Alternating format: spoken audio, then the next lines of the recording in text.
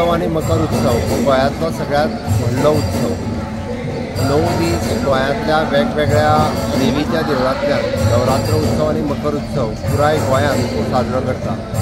आज सांखळेंतल्या राधाकृष्ण देवळांत हांव आयच्या मकर उत्सवाक ह्या निमित्तान हांगासर आयिल्लो।